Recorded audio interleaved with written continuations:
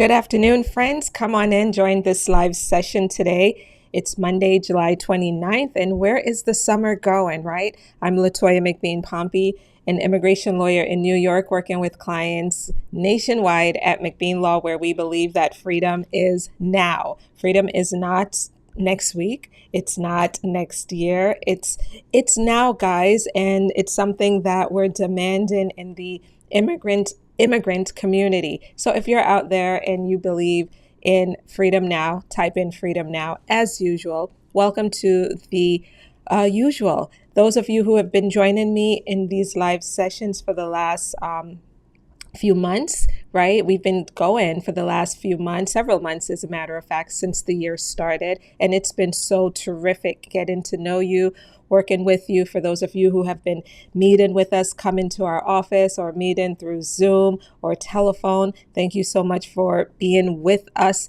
and connected to McBean Law. It's an honor for us to work with you. It's an honor for us to change your life. Honestly, it's such a privilege to be part of your journey. So type in freedom now, guys, and let me know who is on and certainly where you're watching from. I see that, hey there, Janice. Marvin, thank you for being with us today from Nevada. The Bronx is in the house. Hey there, Dawn, thank you. Michelle, welcome. Thank you. Freedom now. Type in freedom now. Type in freedom now. Hey there, Gospel Girl. Good to see you. I see that, quite a bit of folks are on from the Bronx today. Hey there, Miss Lewis. Good to see you. Freedom now. Freedom now. Hey there, Kay. Thank you. Greetings from Dubai. Nice to have you, Kola. Thank you for being the first. In today's live session, we're going to go through your immigration questions for the next 30 minutes. And for those of you who would like to go deeper with us about your immigration problem or your questions, book a consultation with our team. We'd be happy to meet with you. Hey there, Georgette. Good to see you. We'd be happy to meet with you guys and dive deeper and talk about your problem. There are several attorneys at our firm. We have very smart people working at our firm, so get on our calendar. If you're not able to get in with me right away, certainly don't be discouraged. Meet with one of my colleagues because we're all working as a team at McBean Law. Contact us at 888-462-4006. Fort Lauderdale is in the house, Minnesota, Brooklyn, Georgia. Freedom now, freedom now, freedom now. Now is also the time for immigration. If you got my email on Friday, I emailed you guys on Friday, and I said, now is the time. And I am standing by that. Now is the time for immigration. If you got that email on Friday because you're a subscriber, say that you saw the email. But for those of you who have not yet subscribed to our insider email content, subscribe today. Go to McBeanLaw.com/subscribe and get on. Hey there. Thank you. Freedom now, freedom now, freedom now. All right, so let's get into, let me know how you're feeling while I pull up your immigration questions, okay? Thank you for giving me some hearts and likes as well. I hope you guys are feeling really well today. Now, the first question comes from Nathaniel, and he says, I have a 601 waiver that I'm supposed to submit in September, and I was wondering, can I file that and also the parole in place as well? So Nathaniel, so he says he has a 601 waiver that is pretty much ready to go. He wants to file it in September, but he's also inquiring about PIP, parole in place, for spouses of U.S. citizens and stepchildren of U.S. citizens. Now, the question that I have truly is, do you mean the 601A, which is to waive unlawful presence in the United States because you are being routed back to a U.S. embassy in your home country? Or do you mean the 601, which is in connection with an inadmissibility problem that you have, like maybe a criminal record or fraud or misrepresentation or something that immigration found on your record that says that you're inadmissible, therefore you'll need a 601 waiver? I think you might be referring to the 601A. And if you are, then if you're going to do PIP, you will not need the 601A waiver. And with respect to the 601 waiver, you cannot file that unless you're going through adjustment of status, which you should not be going through adjustment of status and thinking about PIP at the same time. Because with PIP, the very first step is the PIP application. Then there's the I-130 and I-485 together.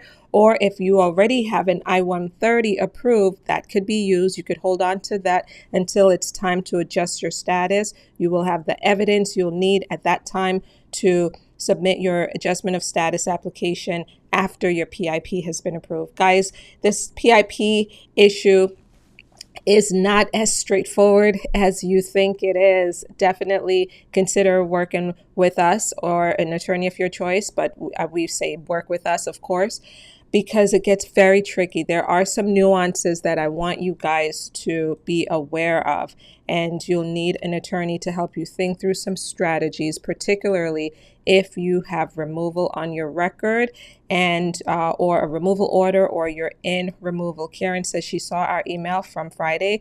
My email, thank you. Thank you from Cayman is in the house. Hey there, Yvonne. Dee also saw my email. Subscribe to our email, the #1 immigration newsletter. Subscribe, McBeanlaw.com/subscribe. Okay. Now let's see. Thank you. Lucian says, I have an order of removal 7 years ago. My husband wants to sponsor me, and I want to ask you for your advice. How much does it cost for a consultation with you guys? So this person says that she has an order of removal, and for 7 years now, right, with this removal order hanging over her head, and she would like for her husband to file for her.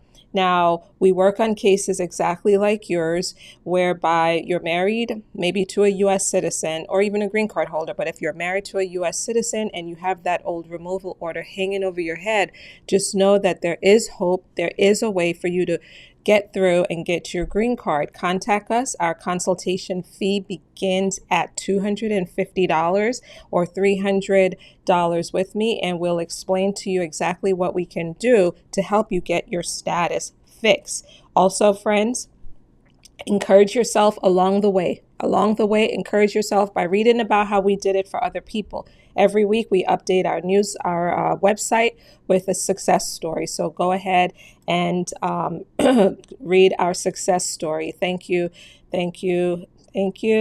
Freedom Now. Freedom Now.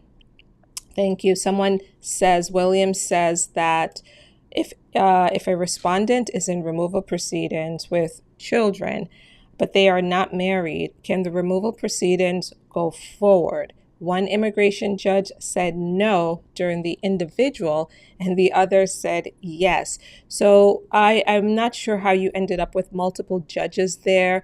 One judge said no, and then another judge said yes. Did you start off with one judge and you had a master calendar hearing with one, and then you had years later or sometime later you had another hearing, an individual hearing with another judge because maybe they changed dockets? Not sure what's going on with that particular circumstance, but if you're in removal and you have children here in the United States, it doesn't necessarily mean that's a slam dunk and you're not going to get a removal order issued against you. It happens every day in removal proceedings where judges are making the decision to order an individual removed because they were not successful in proving that they have a path forward for a green card. The relief is just not there, and a relief through a child alone is not enough for most people. It can be enough if you're seeking cancellation of removal in immigration court and you're eligible for cancellation of removal, which allows those of you who have been here for at least 10 years and you have a pretty decent record outside of immigration. You don't have a felony on your record that would make you removable. and you have, let's say you have those children, or one U.S. citizen child who will suffer extreme hardship significantly if you are deported. If that's the case, then you might have a cancellation of removal case.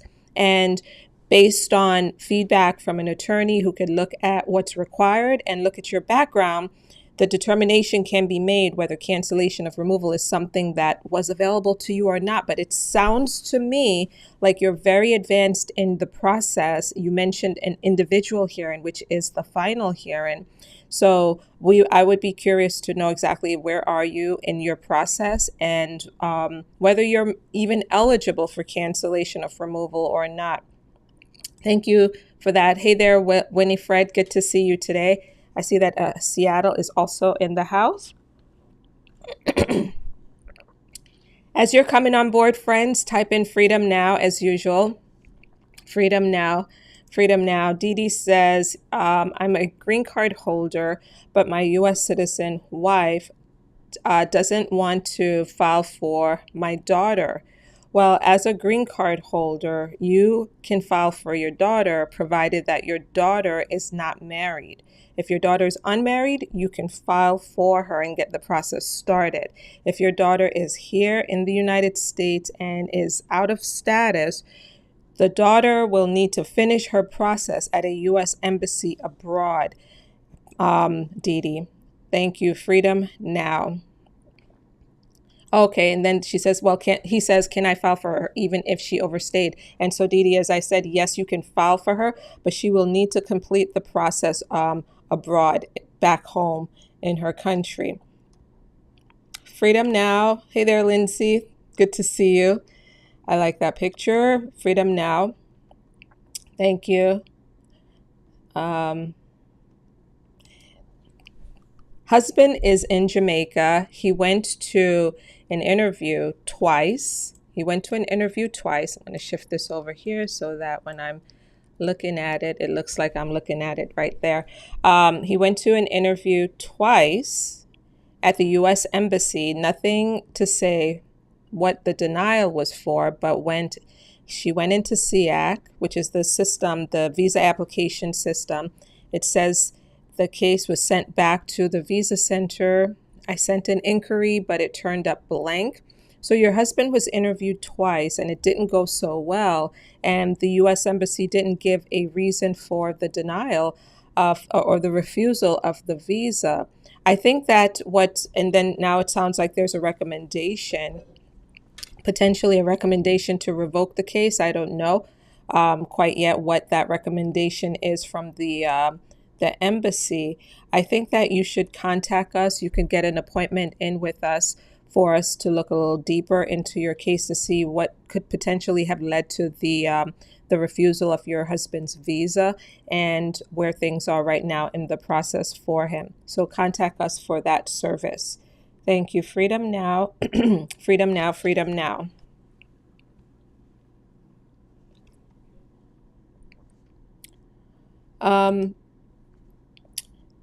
Sultan, for some people, by the way, I will be calling you by your last name, just like how you guys call me by my last name from time to time, McBean, or Pompey. So Sultan says that he filed the I-130 in 2012. Then the case progressed and it was under review. The date, October 24th, 2024 is the, I don't know what you mean by that. I inquire date of case, what the date is all about. I'm not sure, Sultan, what's going on there. I'm not sure what category you're in. You applied in 2012. That was really a long time ago. So you might be in some sort of family category that is lengthy. But as far as where the case is right now, the only way that we would know is, number one, we would know if, based on your category, that's significant. And I'm not sure what system you're using there to track your case, but uscis.gov is the best place to do that if you're overseas. I'm sorry, if you're here in the United States. If you're overseas, then the visa bulletin is the way to go as far as tracking your date, okay? It was 601 based on visa fraud.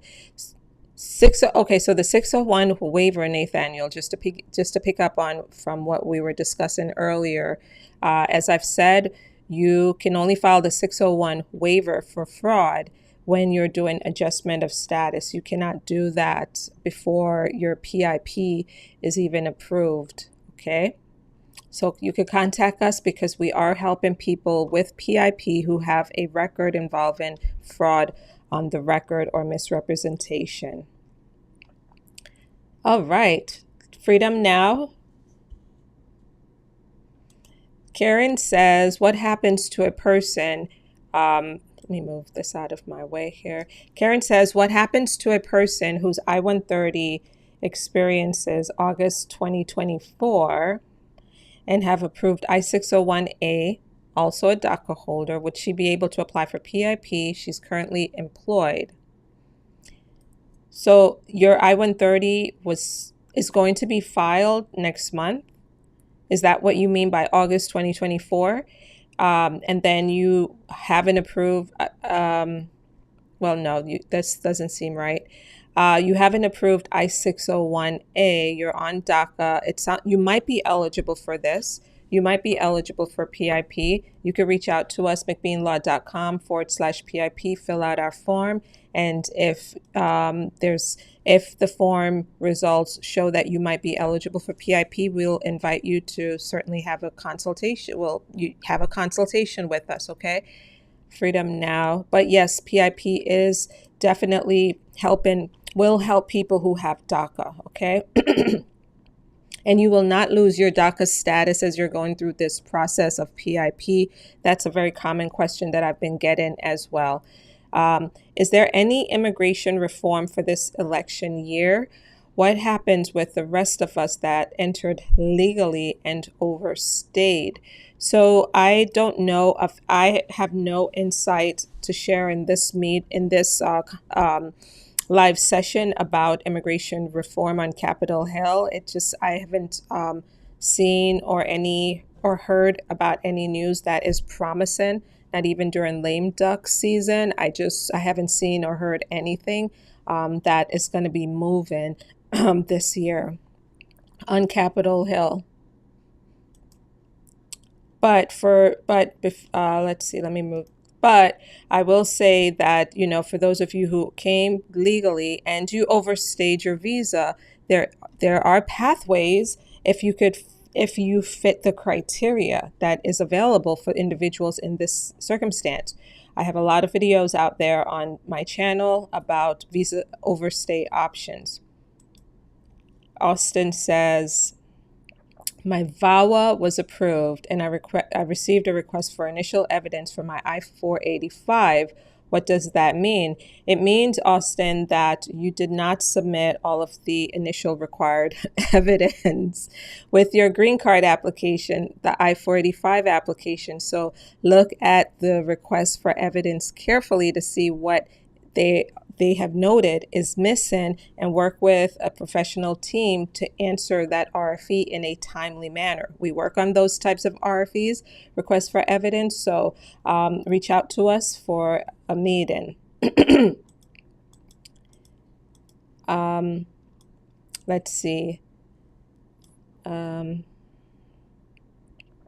Immigrant living in Georgia, currently waiting to hear about my I-485.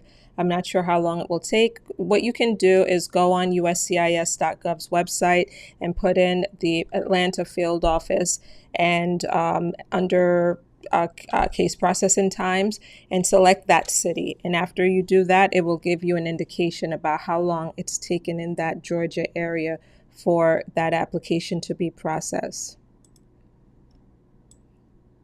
Can my 21-year-old son file for both of his parents even though we're not married?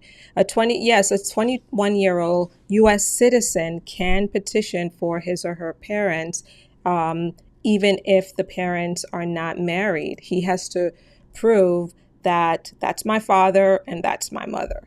Okay. So marriage between the parents is not required for that U.S. citizen adult son to file for the parents. Thank you guys. You guys are asking some great questions. Do you have any advice for me? Daniel is asking, 25 months now, waiting for the 601 waiver. Should we be calling USCIS? So, Daniel, it really, are you waiting? Were you refused by U.S. Embassy for a visa and told that you needed the 601 waiver? Or are you here in the United States trying to get this waiver approved? The processing times do vary for that petition, for that waiver, and it truly will depend on the type of case that that you have there. I would say that before, 25 months, yes, it is. That's a lengthy time to be waiting for the 601 waiver to be approved. If it's the 601A waiver, I would certainly say that you're still within the processing times for the 601A waiver. But for the 601, it's going to really depend on some things like what type of case you have and the location and some other things like that. So that's all I have to say on that one.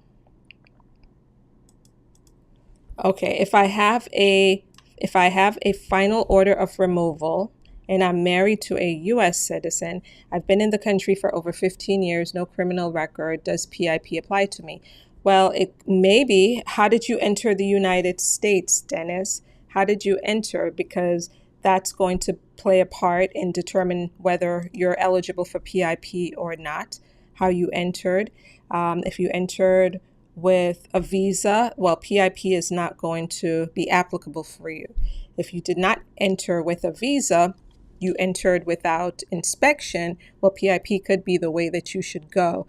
And with your removal order, you could still get through the PIP process with being in removal or having a removal order. And we're working on cases just like this for those who are eligible for PIP. We work on removal cases, guys, removal strategies for people who have a removal order. So if you need help with a removal order case, contact us. We'd be happy to consult with you. And this is a service that we provide to individuals nationwide. And we really love getting folks that freedom, getting that removal system off the table for them, okay, and out of their life. So, but if you have PIP, it could still work as well. It will take some time and strategy and skills. So you want to make sure you get it done right. Thank you for that question. Hey there, Farah. Good to see you. Good to see you. Freedom now, freedom now, freedom now. I really enjoy seeing some familiar faces. Thank you for being with me today. Let's see. Yamila is asking, my husband was just deported to his country. Can he qualify for parole in place coming up in August? Unfortunately, Yamila, no, he will not be able to be eligible for parole in place because he is out of the United States, and parole in place only helps those who are presently here in the United States. But it might be possible for him to come back. He might be able to come back through, like a traditional strategy. You can contact us for a consultation to discuss what led to his removal in the first place. And then we can tell you whether or not we see a way forward for him to return to the United States. That must be very hard, by the way, to have your spouse deported in that manner. So contact us so that we could see if there's anything that could be done for him. My husband has applied for the I-130 in January of this year. How much time will it take to approve? The I-130 generally takes about 6 to 9 months for approval in good cases. Okay. Let's see. And here's my first super chat. Okay. Can an uncle file for his niece? She's 16 years old and she overstayed in her visa. So in this case, the uncle will not be able to file directly for the 16-year-old niece, because there is no specific category that would allow the uncle to file for the niece directly. The way that you hear some family members do it is if the niece was adopted legally and meet other requirements that immigration has for adopted cases. If she was legally adopted before reaching 16, then it could have been possible for him to file for her directly as that adopted parent of the niece. But in this case, it's too late because she's already past that age for the requirement. The other way that you hear some families do it is if the uncle, this is uncle, right? If the uncle had petitioned for the niece's mom or dad, right? The sibling process. And then you're outside, everybody, the whole family, everyone is except for the petitioner, of course, but the family is outside of the United States waiting for the immigrant visa to come through. And once it comes through after a lengthy wait, if the niece had not yet aged out, the niece would be able to immigrate with the family with the green card. So when you hear stories about, oh, I got my green card through my uncle, or oh, I got my green card through my grandma or my aunt, keep in mind that these are the types of ways that it happens for them. Okay. Thank you for that question. Karen says that's true. PIP is not as straightforward as you thought. It really isn't.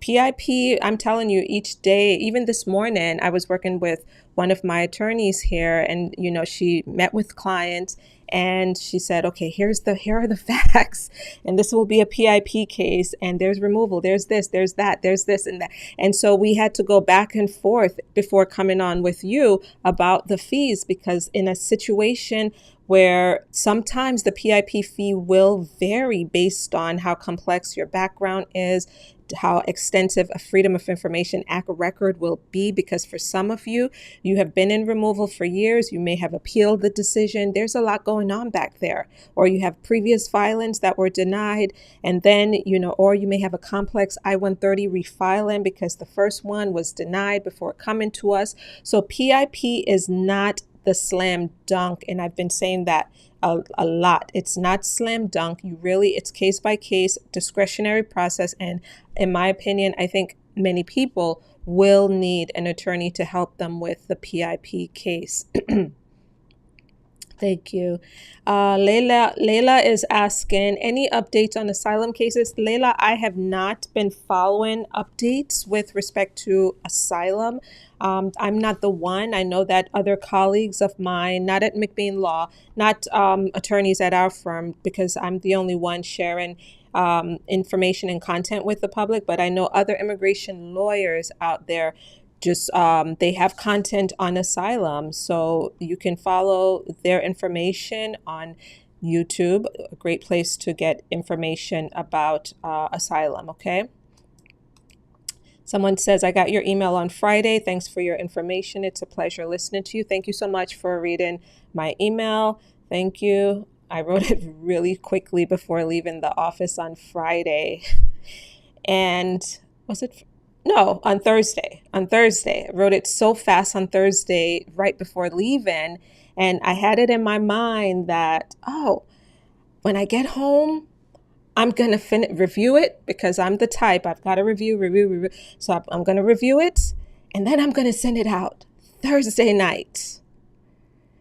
And that didn't happen. I went swimming. After work, and then got home. After that chlorine hit, I wasn't going to do anything further. So then I said, okay, first thing Friday morning, I'm going to send them my email. And so that's what happened. It was supposed to be Thursday. Thank you, Freedom Now. I have been in court since 2021, but no lawyer. I'm in California. Layla, you're in removal. You're going to need a lawyer. The data shows that people who have an immigration lawyer while in removal, they stand a far better chance of succeeding if they have an immigration lawyer helping them in court. So please don't do it all by yourself. If in California, if the question is, well, can you guys help us because my case is in California, it will depend on what type of strategy we will do for you, because sometimes we have a strategy that involves dismissal, working with ICE to dismiss an out-of-state court case. Other times, if it's a removal order that you have from a California court, we could, of course, work on that for you because that type of case is administrative. So it really will depend on what's going on. Hi there. Can I travel with TPS safely? I have a pending adjustment of status application. So TPS, temporary protected status, through that status, it allowed this individual to be able to get a travel document, advance parole, to be able to leave the United States and come back in. I think that you would be fine. I don't know if what your criminal record is, if you even have one, but generally speaking, the advance parole does allow re-entry back into the United States. Thank you. Oh, I answered that one already about immigration reform, if anything's on the table for this year, and I don't think anything is. Donna is asking, is there any hope for a 7-year-old who overstayed visa and grandparent wants to file for them? So Donna, the 7-year-old who overstayed the visa, where are the parents? Okay, is anyone here? Who is the parent and guardian of this child? That would be the first question I have about this 7-year-old. For some children who have been abandoned, neglected, or abused, based on how those terms are defined under state law where the child is living, there is a pathway that allows a child to self-petition for a green card. It's called Special Immigrant Juvenile Status, and it works, and we work on those cases for our children, our young clients, okay? If the grandparent is on track for maybe adopting legally the child, and the child is in the grandparent's custody, legal and physical custody for a certain period of time, then the grandparent will be eligible to file for this child if the grandparent is a U.S. citizen or a green card holder. But those are some of the ways that a 7-year-old can get status here in the United States.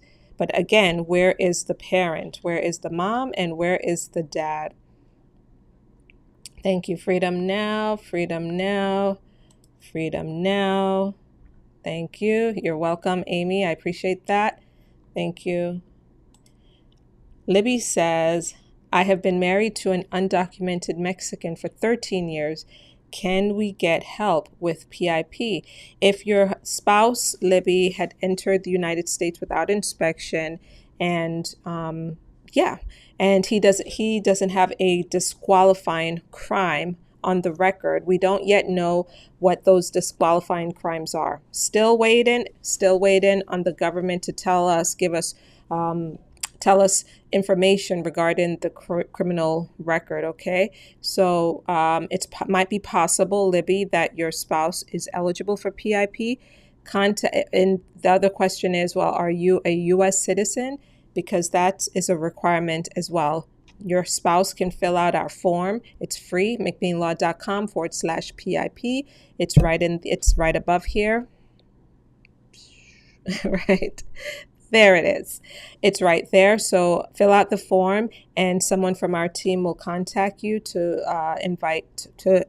tell you whether you should move forward with a consultation or not. Thank you. You guys are asking some terrific questions this afternoon. I'm about to jump off, however, because I do have consultations starting momentarily. If I did not answer your question today, you can consider asking your question again next week, or you can have a consultation with us to go much deeper. Okay, I'm looking for one more question that I could answer before we go today, and the question is from Edwin, and it says, PIP under Biden, can a person apply even with a permanent bar, no criminal record? This is a weekly question that I get, and I see other immigration lawyers are getting this question a lot as well. If approved, can the person get an EAD? So, Edwin, as I've been saying for the last few weeks, that we don't know all of the details yet about PIP and whether and how permanent bar will come into play based on what the USCIS has on its website and DHS has on in their announcement. It sounded like you must be otherwise eligible for adjustment of status in order to be eligible for PIP. However, some immigration lawyers are saying, well, no, that's not the case. People with permanent bar can get the PIP approved, which is the 3-year work permit. However, they will not be able to apply for adjustment of status. We're still waiting on this to come, the regulations. And once it is published, I will be sure to do a short video to let you guys know about this. Guys, I'm going to jump off. Thank you so much for being with me today. It was a pleasure. Reach out to us at McBean Law at 888-462-4006. Thanks so much. And I will be back before you on Friday, and maybe before that. We'll see how it goes. Follow me on TikTok, on Instagram, and on Facebook, where I will be doing more live sessions. I don't have an exact time for my next live session on those forums. I'm thinking either today or tomorrow I might be able to do it, but we'll see how it goes. So just follow me on those platforms. Thanks so much, friends, and I will see you in the next one. Bye-bye.